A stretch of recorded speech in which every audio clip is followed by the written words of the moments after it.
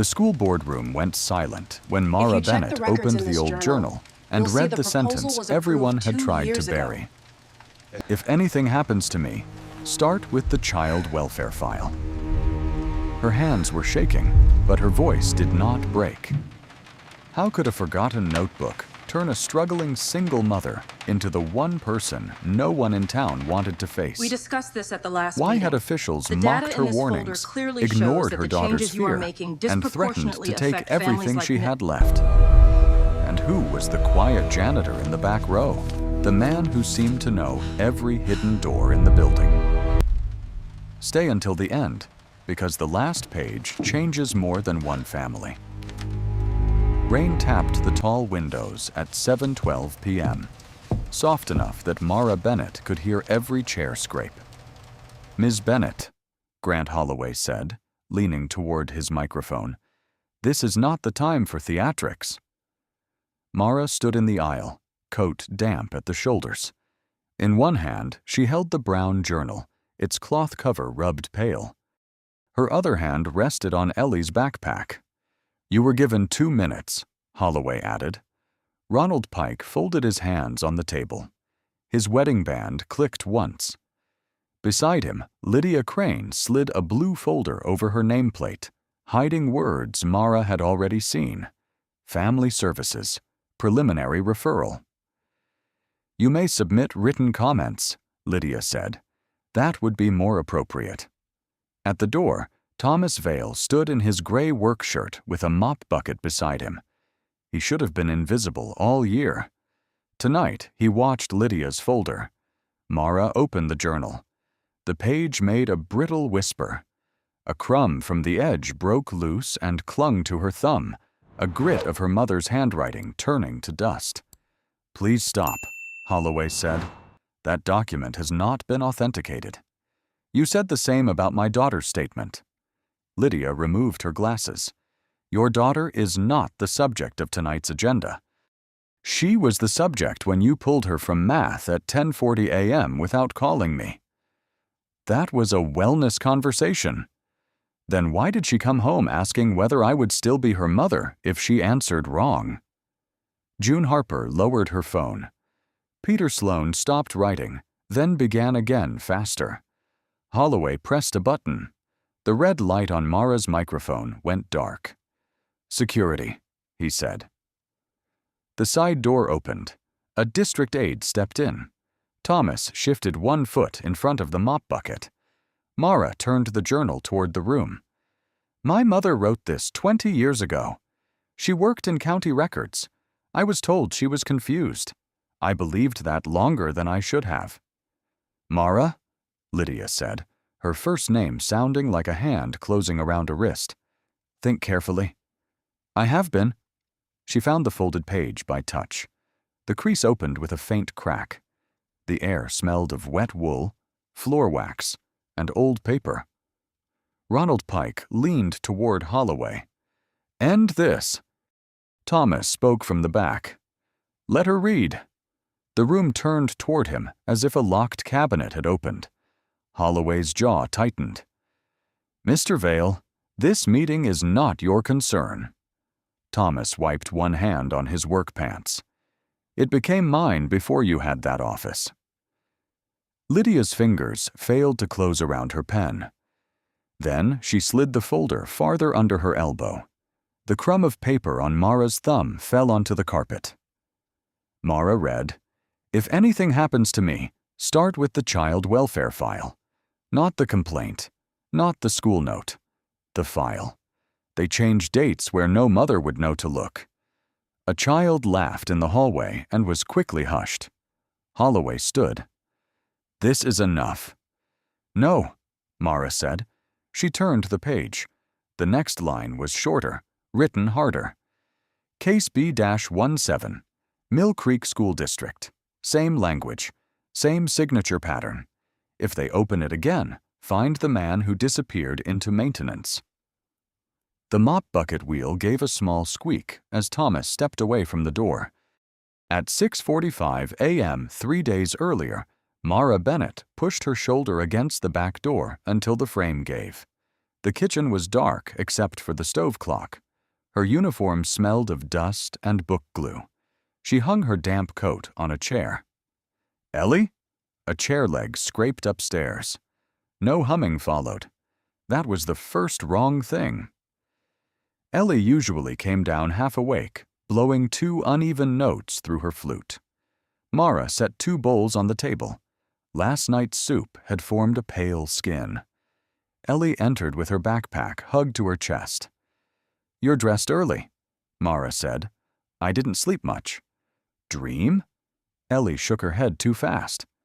Mara reached for the backpack. "Heavy." "I've got it."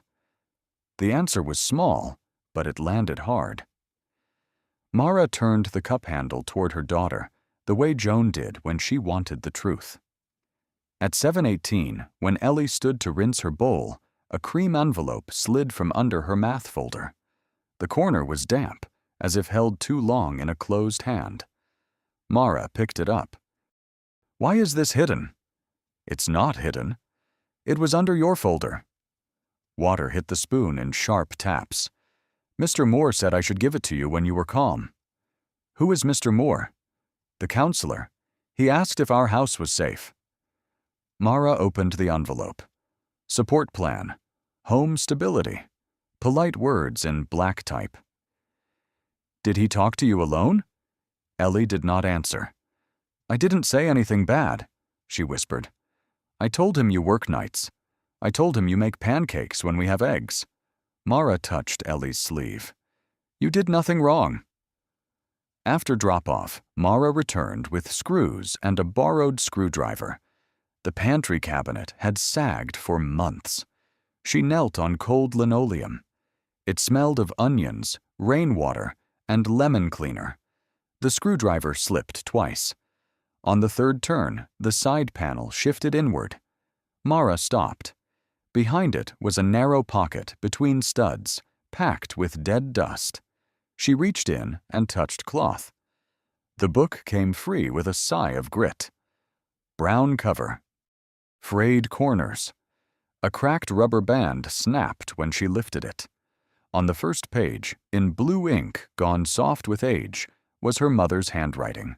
Joan Whitaker. Private notes. Do not file. For a moment, Mara was 9 again, watching Joan at this table while the radio whispered storm warnings. Later, people said her mother wrote because her mind was slipping. Mara opened to the middle. Milk. Gas bill. Call M about school forms. Ordinary notes filled the margins. A porch light. Bean soup. Ellie's future name circled years before Ellie existed. Then one line was pressed so deep the pen had scarred the next page. B-17 dates altered after intake. Same phrase repeated in school note. Not a mistake. Mara turned the page and found half a sentence. If they ask about the bridge, say I never. The rest had been torn out. Her phone buzzed. Mill Creek Elementary flashed across the screen. "Ms. Bennett?" said a bright, practiced voice. "This is Nancy Reed. Principal Holloway would like to see you this afternoon." Mara looked at the torn edge. "What about?" Keyboard clicks. "It concerns Ellie's well-being." The journal lay open across Mara's knees, and under the missing page, in the pressure mark left behind, one word could still be read. File. The school office smelled of toner and microwaved coffee when Mara arrived at 2:06 p.m. Nancy Reed looked up from the counter. Her silver glasses hung from a beaded chain, and one red fingernail pinned the visitor log. "Ms. Bennett, he's expecting you." "Is Ellie here?" "In class." Nancy glanced toward the hall. "Sign in, please." Mara wrote with the chained pen. It rattled at every letter. In her tote, Joan's journal pressed against her hip. Grant Holloway's office was too warm. The plastic chair in front of his desk squeaked when Mara sat. Holloway smiled. "Thank you for coming so quickly. I came because your office called about my daughter. Ellie is bright, sensitive. Children who carry adult stress show it in concerning ways. What ways? He tapped a folder. Withdrawal. Fatigue.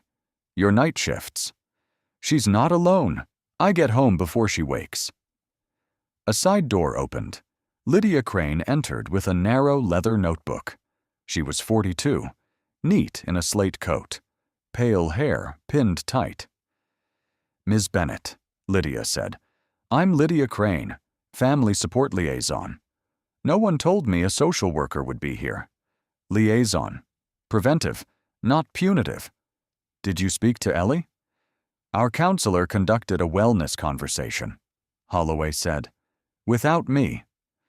School policy allows staff to respond to student concerns. What concern? Lydia opened her notebook. Ellie expressed uncertainty about routines in the home. Mara felt cold, trapped in her cuffs. She is 11. Sometimes she is uncertain about socks. Holloway's smile thinned. Sarcasm won't help. I'm asking for facts. Lydia turned a page.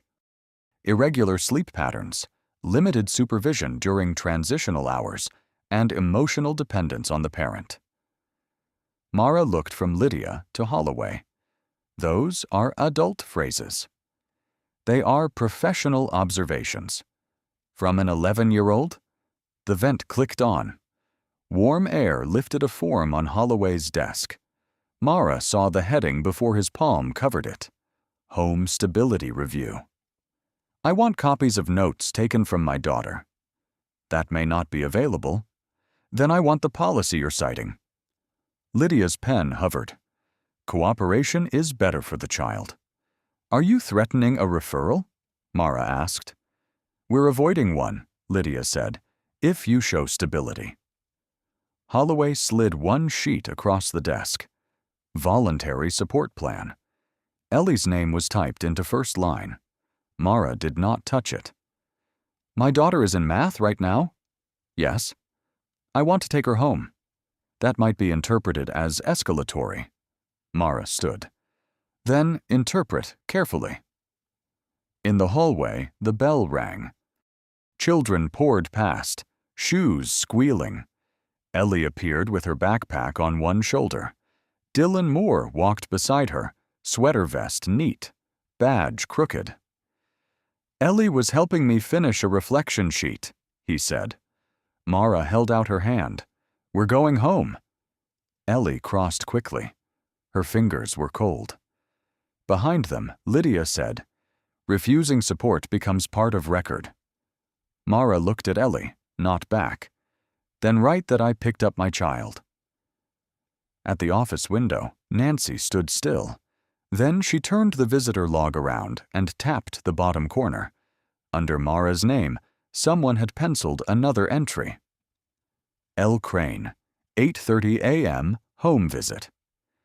By 7:03 the next morning, the flute case was open on Ellie's bed. Mara stood in the doorway with laundry against her hip. The black case usually clicked shut after breakfast, after Ellie played one uneven scale for luck. Now the silver flute was missing from its velvet groove. You packed early, Mara said. Ellie sat cross-legged in yesterday's sweatshirt, drawing with a dull pencil. I don't need it today. Music is Thursday. I know. Rain threaded down the window. Mara set laundry down and picked up the drawing. An old bridge arched over dark water. Beneath it, Ellie had written 3 words in block letters. Say I never. Mara's thumb tightened on the paper. Where did you hear that? Ellie reached for it. I made it up. Ellie? The girl looked past Mara to the hall. Mr. Moore asked about places Grandma Joan took you. My mother died before you were born. He said sometimes families remember things wrong. Mara sat on the bed. Did he say bridge? Ellie's pencil rolled onto the floor. He had a picture. Old. Brownish. He said, Does your mom ever talk about this? I said no. Then he wrote something. Did he ask about the journal? Ellie's mouth opened. then closed. At school, the drop-off lane smelled of wet asphalt and exhaust. Ellie stayed in the passenger seat after the other children had gone inside. If they ask me questions again, do I have to answer? No, not without me. They said quiet means something too. Mara zipped Ellie's coat to her chin.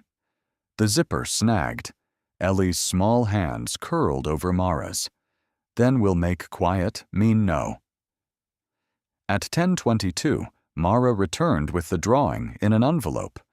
Evelyn Park met her near the side entrance, carrying spelling tests. She was 29, with ink on her wrist, and a habit of lowering her voice before saying anything brave. "I only have 4 minutes," Evelyn said. "Did you know Dylan Moore showed Ellie a bridge picture?" Evelyn's face changed. "Come with me." They walked to the music room. Chairs stood in half circles. The air smelled of brass polish and damp wool. Evelyn shut the door but left the lights off.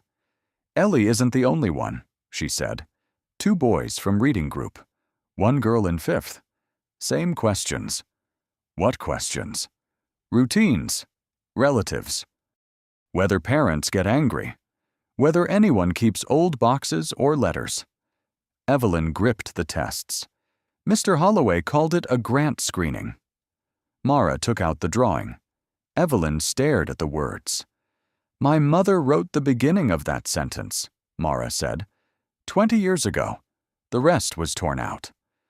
A tuba case clicked in the closet. Evelyn flinched. "I can't access counselor notes," she whispered. "But attendance logs? Pull-out times? Those I can see." The hallway bell buzzed. "Give me until tomorrow." "No," Mara said. "Today."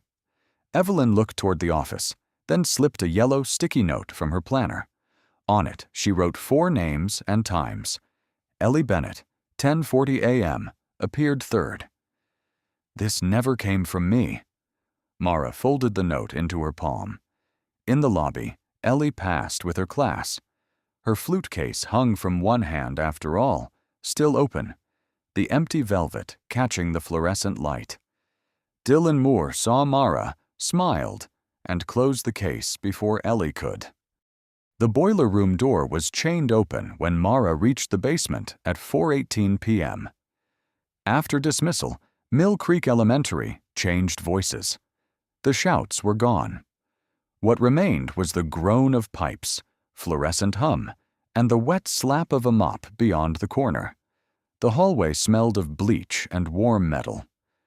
Mara held Evelyn's yellow note inside her sleeve. 4 names. 4 times.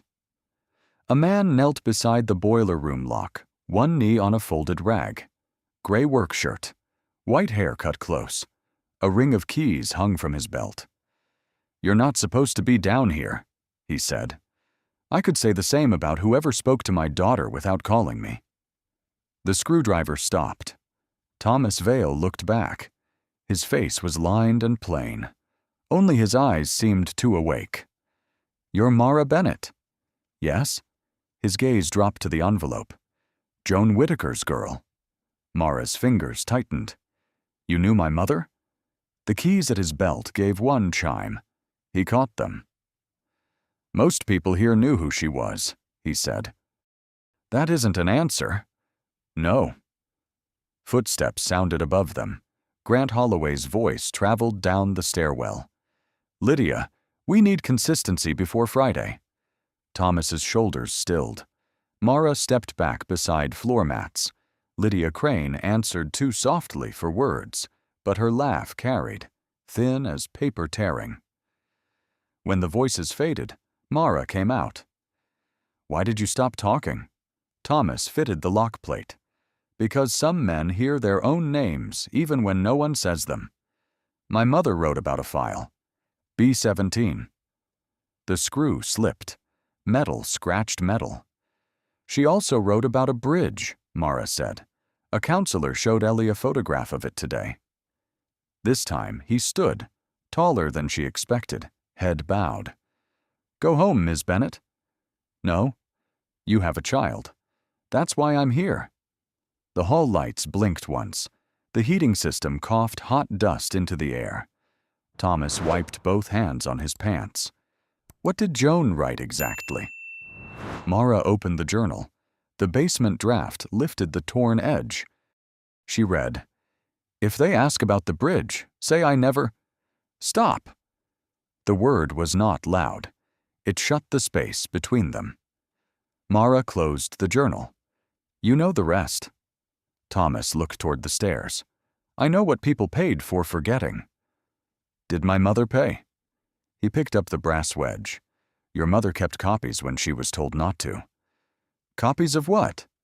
"Dates, intake notes, transfer forms." "Where?" "If I knew that, I wouldn't be changing locks at 61. A door banged upstairs. Nancy Reed called, "Mr. Vale, Holloway wants the East Hall lights checked."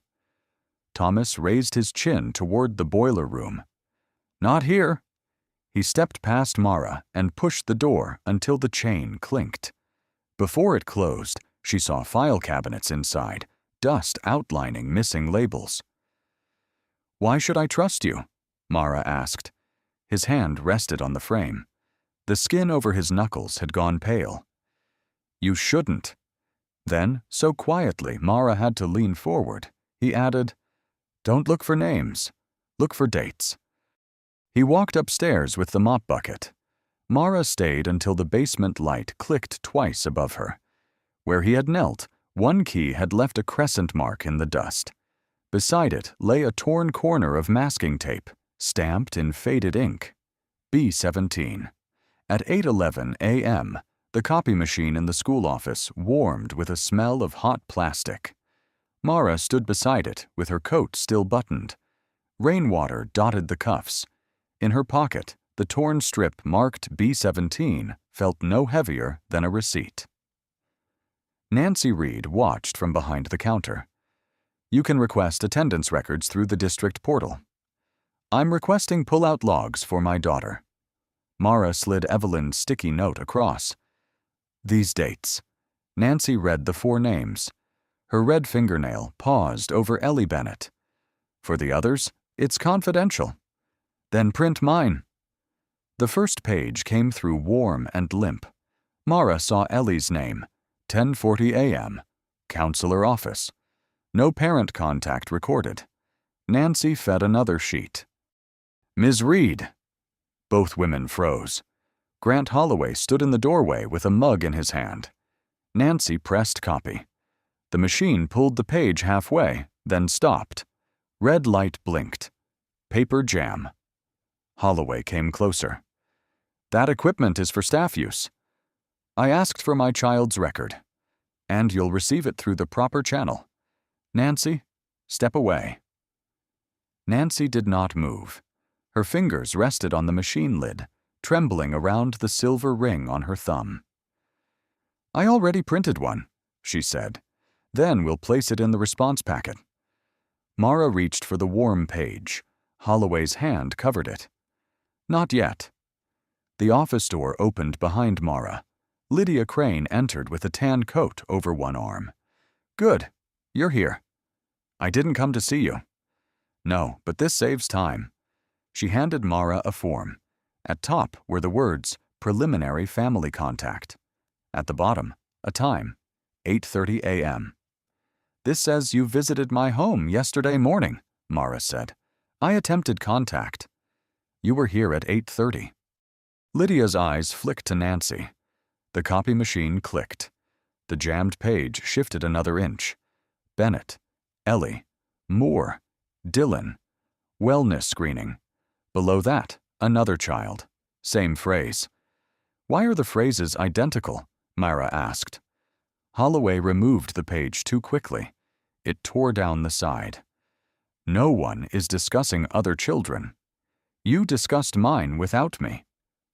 A mother in the lobby looked in, saw Holloway's hand on the paper, and turned her toddler toward the exit. Lydia lowered her voice. "Every refusal will be documented. Every concern." Mara folded the tan form once. "Then document this. I want every page with my daughter's name, the policy that allowed the interview, and the correction of a home visit that did not happen. Holloway leaned closer. You're making this harder for Ellie. The fluorescent light buzzed. Nancy breathed in and held it. No, Mara said. You are. The office phone rang. Nancy answered by habit. Mill Creek Elementary. Yes, one moment. She covered the receiver. Family Services. For Ms. Crane. Take a message, Lydia said. Nancy listened anyway. They're asking why a preliminary note was entered before parent contact. Holloway turned. Hang up. Nancy did not. She held the receiver out to Lydia, but her eyes stayed on Mara. The red light on the copier flashed faster. Mara looked down. A torn strip from the jammed page had fallen into the tray. It was only the margin, but it held a date. October 9th, the same date Joan had underlined 20 years before. At 6:31, 5 rows of metal chairs faced the school board table, and rain ticked against the gym windows. Mara sat in the 3rd row with Ellie pressed close. The room smelled of floor wax, wet coats, and pizza. Ellie kept both hands inside her jacket sleeves. Do we have to stay? She asked. Only through the policy item. Grant Holloway adjusted the microphone. Ronald Pike sat beside him, gray beard neat. Lydia Crane stood by the wall with her tablet. Holloway cleared his throat. I want to address confusion caused by misinformation around student wellness procedures. We cannot allow personal frustration to interfere with care for vulnerable children. June Harper looked at Mara and then at her lap. Mara raised her hand.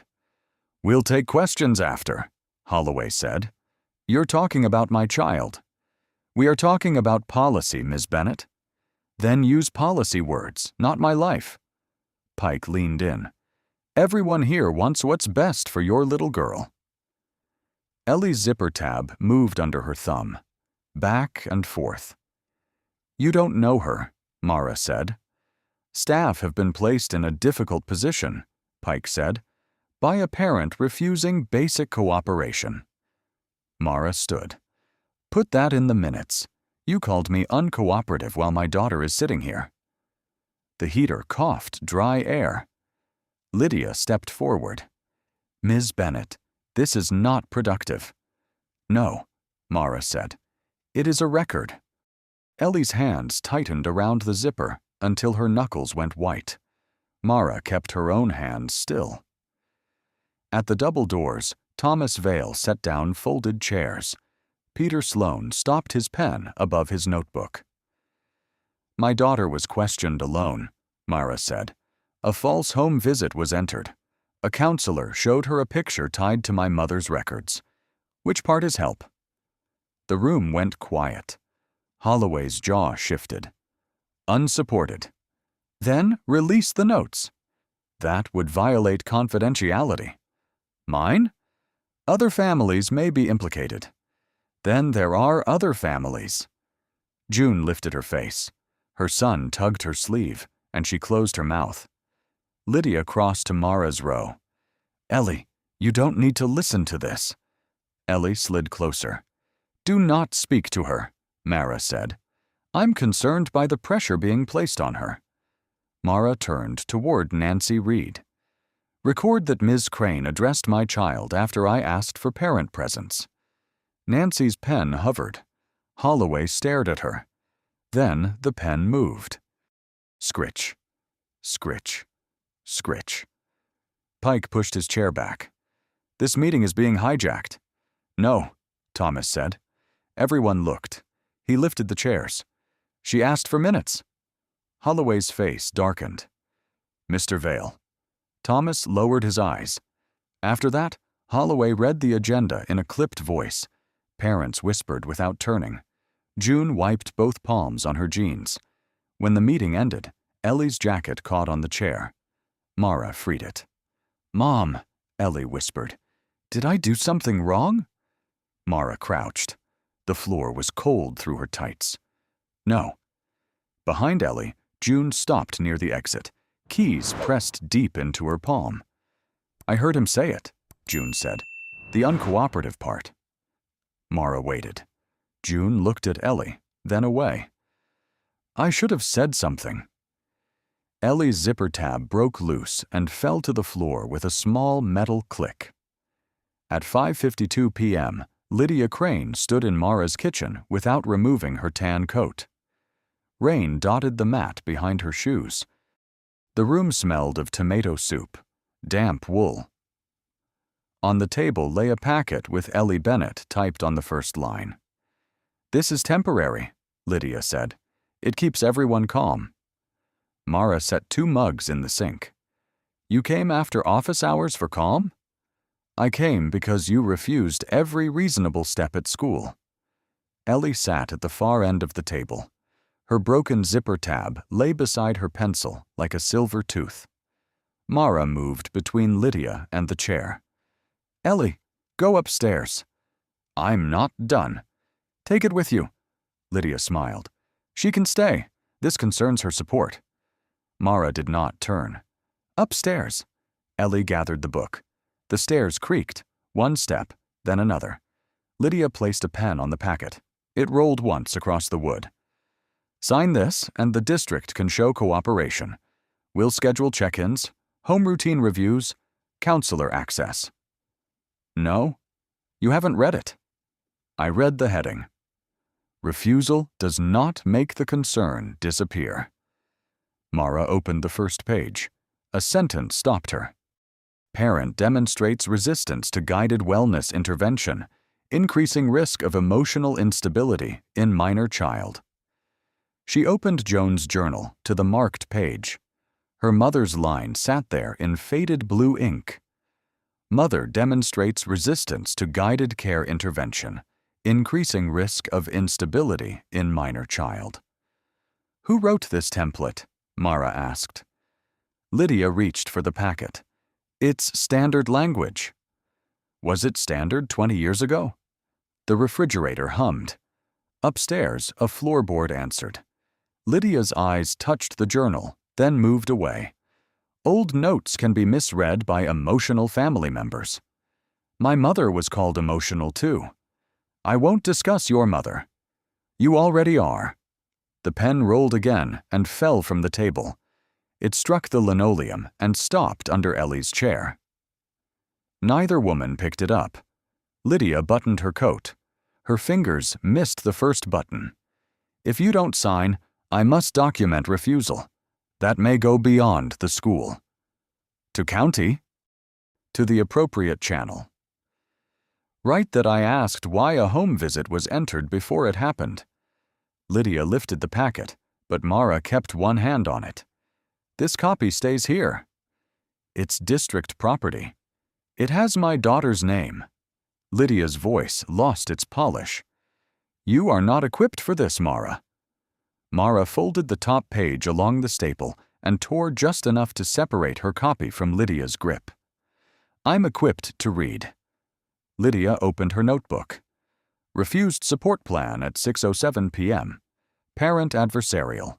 Child present during elevated conversation. Add one more line. Lydia waited. Social worker attempted to keep child in room after parent requested privacy. The notebook stayed open. No pen moved. From upstairs came a thin sound, just air through a flute mouthpiece. Lydia closed the notebook. Every choice has a record. Mara found the pen beneath Ellie's chair and placed it on the packet. Then don't leave blanks. Lydia took her packet and stepped into the rain. Mara lifted her torn copy. At the bottom, in 6-point print beside the revision date, was a code she had seen in Joan's journal. B-7.R2. At 9:37 p.m., Evelyn Park left the side door unlatched with a folded paper towel above the latch. Mara waited until the last office light went out. Rain had thinned to mist, and the windshield smelled of coffee. In the passenger seat, Joan's journal lay under Ellie's scarf. Her phone buzzed. Evelyn. Now. Mara crossed the staff lot with her hood low. The door gave with a soft click. Inside, the hallway was black except for the red exit sign and a strip of light under the music room door. Evelyn stood there with a banker's box against her hip. Without her badge, she looked younger. "I pulled what I could," she whispered. "Attendance logs? And transfer notices. Closed counseling referrals from 6 years. I didn't print everything." "Why?" Evelyn swallowed. "Because there were too many." A mop bucket rolled out from the dark. Thomas Vale held a flashlight at his thigh. "You're late," he said. Mara turned. "You knew?" "I knew someone would." He led them past the cafeteria. The air grew colder near the storage wing, carrying the smell of cardboard and boiler dust. Thomas stopped at a gray door marked Curriculum Archive. Evelyn frowned. "That room uses a keypad." Thomas pressed 4 numbers. The lock clicked open. Mara watched his hand. "How do you know the code?" "Old buildings keep old habits." "That isn't an answer." "No." Inside, boxes climbed metal shelves to the ceiling. The flashlight beam cut through dust. Thomas pointed to the back wall. "Retired district forms, not student files. Forms." Mara scanned labels. Transportation, lunch waivers, testing accommodations. Then she saw tape faded to the color of bone. Family contact templates.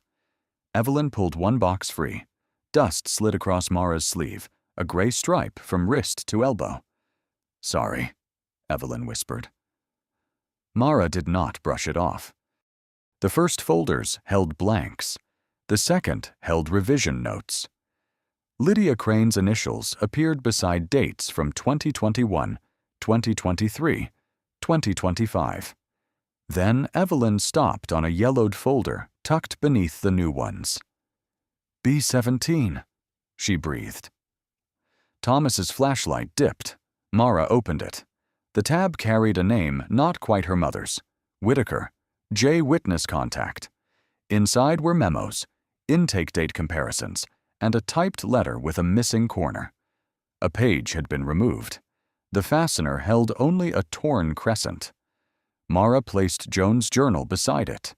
The tear in the folder matched the pressure mark behind Joan's missing page, close enough that Evelyn covered her mouth.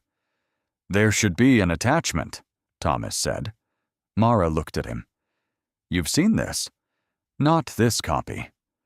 Evelyn held up a memo. "LC approved language revision."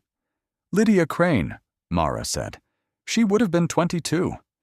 An intern can type what someone tells her." Thomas took the memo but did not read it. "Or learn who to obey." A pipe knocked in the wall. All 3 froze. From the hallway came a hinge. Thomas switched off the flashlight. In the dark, Mara heard Evelyn breathing too fast. Beyond the shelves, shoes crossed tile, unhurried. A strip of light widened under the archive door. Mara slid the B17 folder inside her coat. Paper scratched against her ribs like something alive. A man's voice outside said, "I thought I heard the archive lock." The strip of light under the archive door stopped growing. Thomas put one finger to his lips. In the black, Mara felt the B17 folder against her ribs. Evelyn stood so close her cardigan brushed Mara's wrist. "Maintenance?" Grant Holloway called. A second voice answered, lower. The sensor log shows an entry at 9:38. Lydia Crane. The room smelled of dust, old paper, and hot pipes. Thomas leaned to Mara's ear. "Back wall, left." She slipped between shelves. The door opened. Light moved across boxes labeled lunch waivers. Holloway stood with his phone raised. Lydia stepped behind him, coat buttoned wrong. "The keypad logs aren't supposed to be active," she said. "They are when someone resets them," Holloway replied. Thomas stepped out before the light reached Mara. "Evening." "Mr. Vale." Boiler sensor tripped. Checking for water. At this hour? Pipes don't wait. Lydia looked past him. Are you alone? Thomas lifted an empty mop handle. You see anyone? Holloway shone his phone toward the shelves. Mara flattened herself behind boxes. Evelyn's fingers trembled against a file cart, making one wheel squeak. Lydia took a step in. Thomas dropped the mop handle. It clattered on concrete. Sorry, he said. Bad hand. Holloway cursed softly. Lock this room and send your note by morning. I will. And stop wandering into records areas. Thomas smiled without warmth. Funny thing to call forms. After they left, he waited until their footsteps climbed the stairs. Then he shut the door and switched on the flashlight. Evelyn sank against a shelf. I can't do this, she whispered. Mara pulled out the folder. Then go. Evelyn looked at Ellie's name. She shook her head. No. Show me. Not here, Thomas said. He led them through the cafeteria, past old pizza smell, to a closet behind the stage. Inside were a metal table, a broken fan, and one bare bulb. Mara set the folder down. You knew the old case. Thomas reached into his shirt pocket and removed a tarnished badge no larger than his palm. Federal Office of Child Welfare Oversight. Evelyn stared. You're not a janitor. I am a janitor. Thomas pulled out a chair. I just wasn't always. Mara did not sit. My mother died believing nobody heard her. Thomas's jaw worked once. I heard her too late. The bulb flickered. In 2005, I investigated altered intake dates in 3 counties, he said. Families were marked non-compliant before contact happened. School referrals gave records a clean front. Your mother found duplicate timelines. Why wasn't it exposed? One witness recanted. One file disappeared. Joan asked to meet me at the old bridge. She never came. Mara's fingers found the torn edge. People said she was confused. They needed you to believe that. Evelyn opened the memo. LC approved language revision. Who ordered her? Thomas took an old phone from his pocket and scrolled to A. Ross. Someone who can still subpoena the answer. Mara watched his thumb hover. If you call, she said, they'll know. They already know enough. He pressed the number. The line clicked twice. Then a woman answered, sharp with sleep. Vale? Anita, Thomas said. B-17 is open again.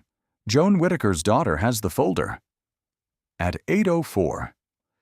The next morning, the district conference room was bright. Mara sat with Joan's journal in her lap and the B-17 folder under her coat. A black microphone stood in front of her, light dark, reflecting the ceiling panels like a dead eye. Ronald Pike checked his watch. This is an informal review, Ms. Bennett. 2 minutes. Then why are there 7 chairs on your side? Grant Holloway did not smile. Lydia Crane sat beside him, lips pressed flat. Dylan Moore shuffled papers. Anita Ross entered last, rain on her navy coat. Thomas followed with a sealed envelope. Pike frowned. Mr. Vale is not a party. Anita placed her badge on the table. He is present at my request. Holloway leaned back. Federal observers usually give notice. Usually local officials don't enter home visits before knocking on a door. Ms. Bennett, Pike said, begin. Mara leaned toward the microphone. No red light came on. It's off. We are not recording, Lydia said. For student privacy. Then I won't speak. Pike sighed. You are wasting your time. Thomas opened the envelope and slid copies to Anita. Dates, pull-out logs, template revisions, and the false contact entry. Lydia's chair scraped. Those records are not authorized. Anita did not look up. Then explain why your initials appear on a current minors file. Dylan's pen rolled off his notebook. No one picked it up. Holloway folded his hands. We're dealing with an overwhelmed parent connecting unrelated history to school support. Mara turned to him. My daughter was shown a photograph of a bridge. Dylan swallowed. Anita looked at him. Mr. Moore? It was a rapport exercise. Where did it come from? I don't remember. Mara opened the journal. My mother wrote about that bridge before I was Ellie's age. Pike tapped his folder. Emotional testimony is not evidence. The back door opened. June Harper stood in a raincoat, cheeks red from the cold. Grocery bags had left pale creases on her wrists. Nancy told me where you were, she said. Pike rose. This is closed. June looked at Mara, then at the floor. I heard what you said at the meeting. About Ellie. Holloway cut in. Mrs. Harper, this is not the forum. It was in the gym, June said. Everybody heard it. Nobody said anything, including me. Mara did not move. June stepped inside. My son was pulled out twice last month. Same counselor. Same questions. I signed because you called it a grant screening. Lydia reached for her tablet. That is not accurate. June took folded papers from her pocket. Then why does my form have the same sentence as hers? Anita accepted them. Her face changed by only a fraction. Pike sat down slowly. Turn on the microphone, Anita said. No, Holloway answered. Anita pressed the switch herself. The red light blinked alive. Mara looked at the tiny glow, bright in the dark glass like a match. This review is now a federal procedural preservation matter, Anita said. No records leave this room without inventory. Lydia's calm cracked. You can't convert a school support meeting into an investigation. I just did. Before Mara could read, Thomas slipped one more sheet across the table. On it was a list of names. Ellie Bennett was third. The red light on the microphone held steady while Mara read the list. Ellie Bennett was third. Above her were Caleb Harper and Mina Torres. Below her, 9 more children. Beside each name was a date, a pull-out time, and the same phrase, caregiver resistance likely. Anita Ross slid the page closer. Who generated this?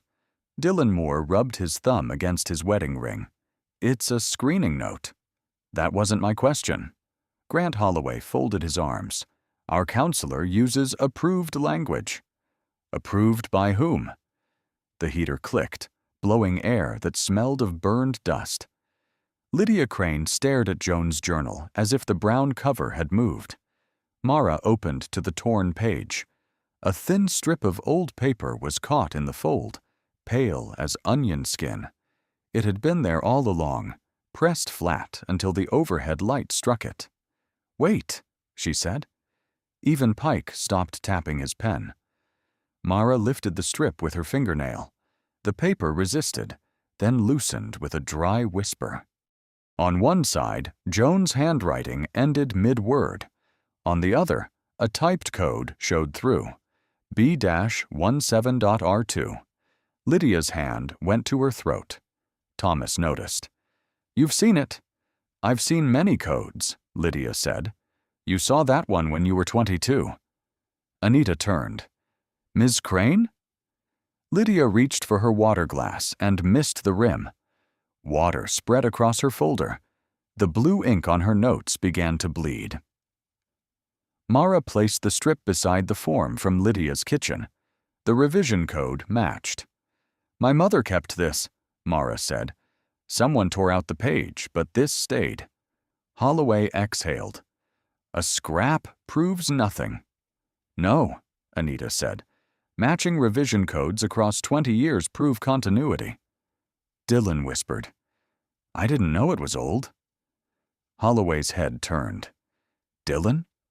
The counselor's face went dull with sweat. You gave me the packet.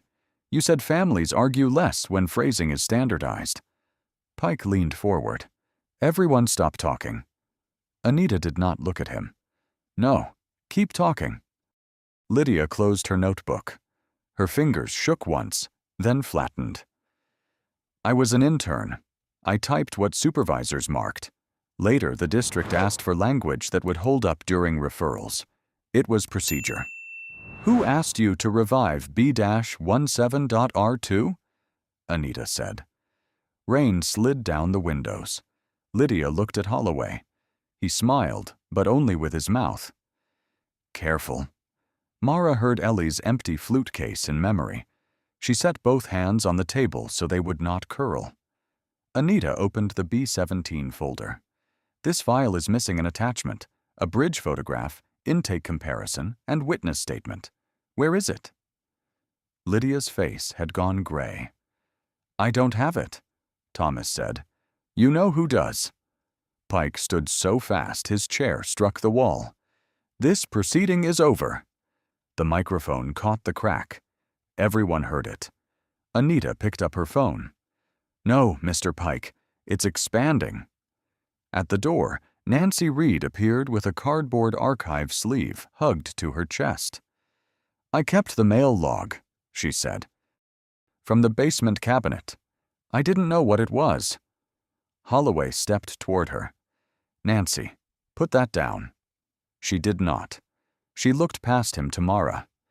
The missing attachment was signed out last Friday, Nancy said, and held up the sleeve. By the principal's office. By 6 p.m., Peter Sloane's article was glowing on every phone in the board chamber. Parents stood along the walls, wet coats brushing the extinguisher case. Shoes squeaked on rainwater across tile. Mara sat at the front table with Ellie on her left and Joan's journal wrapped in a dish towel on her right. Under the table, Ellie's fingers rested inside Mara's palm, stiff as if she were gripping a pencil. Grant Holloway entered through the side door. His tie was straight. His face was not. Ronald Pike leaned to the microphone. This session is to correct public misunderstanding, not encourage speculation. A low sound moved through the room. Not quite a laugh. Anita Ross placed the archive sleeve on the table. Then we'll start with documents. Lydia Crane sat 2 chairs from Holloway. Peter stood near the back wall with his recorder. June Harper kept one hand on Caleb's shoulder. Anita removed the first page. Attachment B-17.R2. Bridge photograph, witness statement, intake comparison chart. Signed out last Friday by the principal's office. Holloway adjusted his cuff.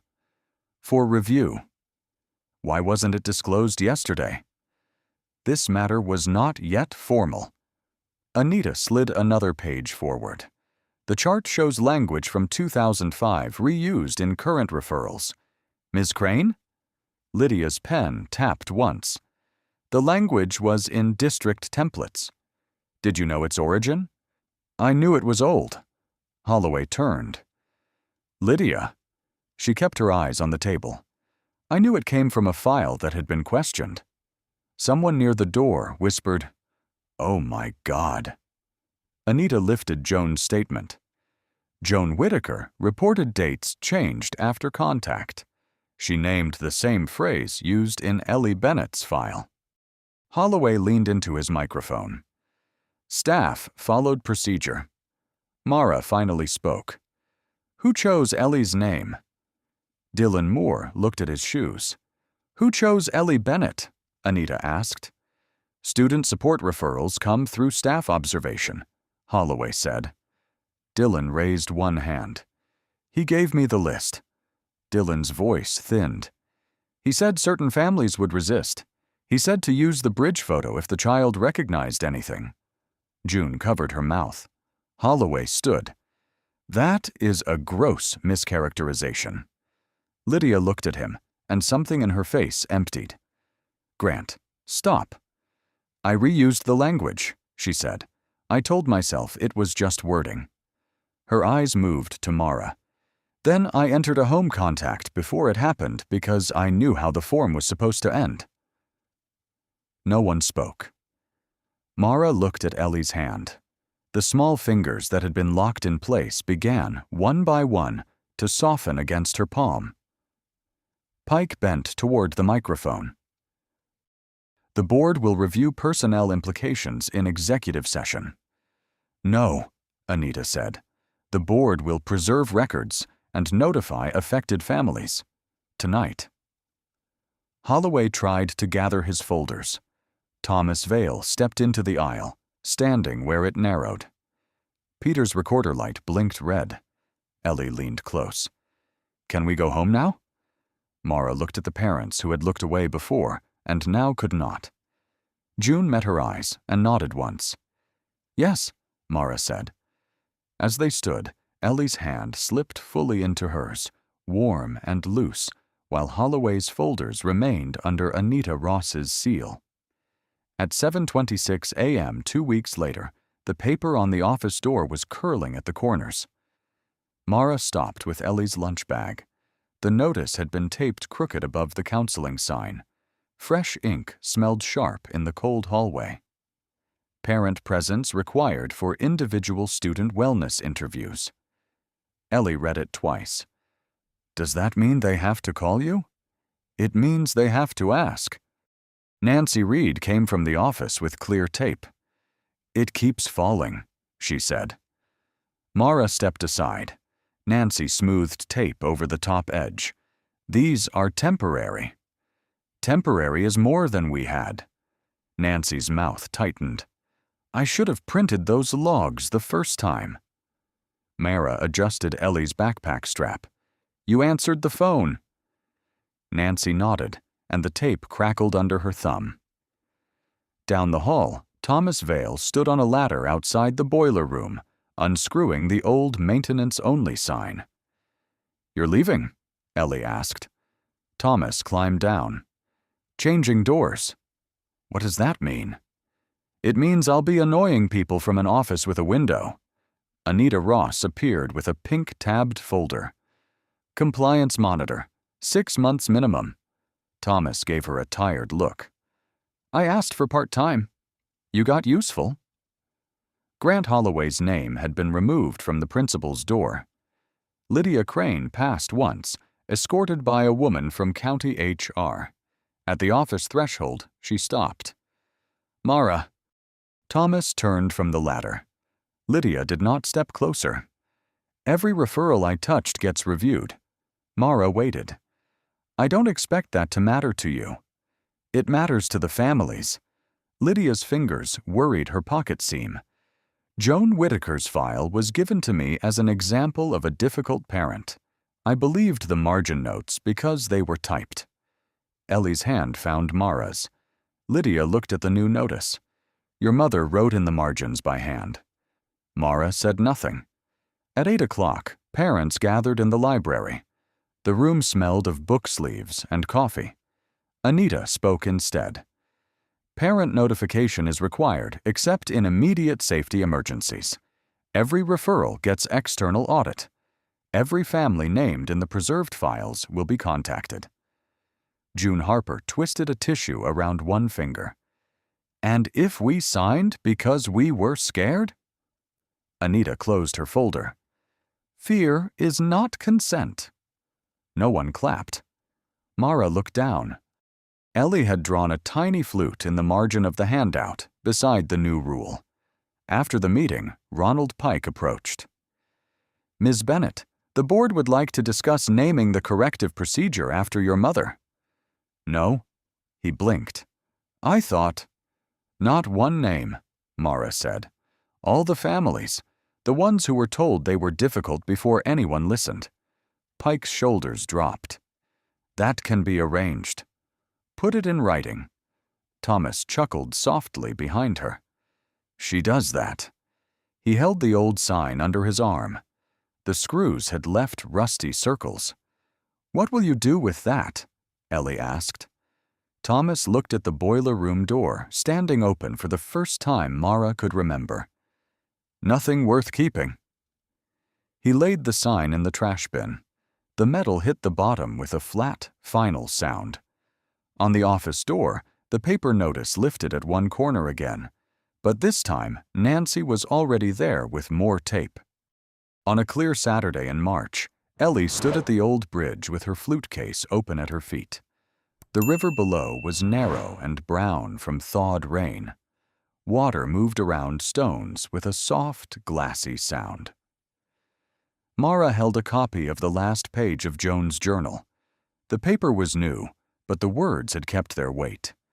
Ellie touched one key on the flute. Was this where Grandma Joan was supposed to meet him? Mara looked at the far bank. Yes. Did she know she was helping us? A truck passed beyond the trees. I think she hoped someone would. Thomas Vale stood several yards away, giving them room.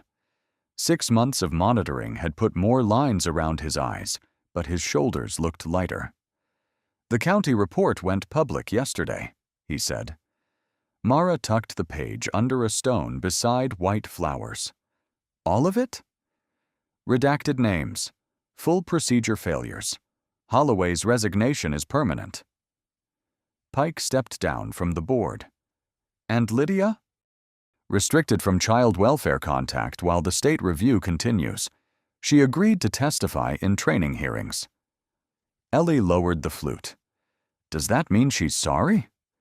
It means she has to tell the truth where people can write it down, Thomas said. Mara almost smiled. That's a start. Across town, Nancy Reed taped the final parent rights notice inside the office window. Evelyn Park carried consent forms to her classroom and wrote parent present at the top of her planner. June Harper spoke at the first family forum with Caleb beside her, his sneakers swinging under the chair, and when her voice caught, parents passed tissues down the row. Peter Sloane's follow-up article did not use Mara's photograph. Put the rule, she told him. People need that more than my face. He printed the new policy box on the front page. By April, the district had outside audits twice a year, mandatory logs for wellness interviews, and a rule that no refusal could be entered before a family had been contacted. Anita Ross stayed through the first training. At the back of the library, Thomas watched administrators practice saying, "You have the right to pause this meeting." The words sounded awkward at first, then less so. One envelope arrived at Mara's house, then 5, then 12. A grandmother wrote about a form she had signed too fast. A father sent photocopies with coffee rings on the corners. A teenager drew a bridge and wrote, "I thought nobody would believe me." Mara kept the letters in a shoebox under the kitchen table. Ellie placed the broken zipper tab from her old jacket inside it, too. "It belongs with evidence," she said. "It was yours," Mara answered. "It still is." On the bridge, Ellie lifted the flute. The first note came out thin and crooked. She stopped, cheeks tightening. "No one is grading it," Mara said. "I know." Ellie tried again. This time, the sound held over the water, trembling, then widening. Thomas turned away and wiped his glasses with his coat. Mara looked at the page under the stone. Joan's sentence was visible through the fold. Start with the child welfare file. "I believed them for a long time," Mara said softly. Thomas answered, "You stopped? That doesn't give her back." "No." The flute faltered for one breath, then found the last note. Mara took Ellie's empty case and closed it gently, not to hide anything, but to carry it home. If this story reminded you of a time when someone's voice was ignored, share your thoughts in the comments. Tell us about the rule, the document, the quiet witness, or the one person who finally listened. If you know someone who believes dignity should never depend on status, money, or how confidently a system speaks, share this story with them. And if you want more stories about justice, quiet endurance, and real change that begins with one person refusing to disappear, subscribe and stay with us for the next one. Some truths arrive softly, but they still deserve to be heard.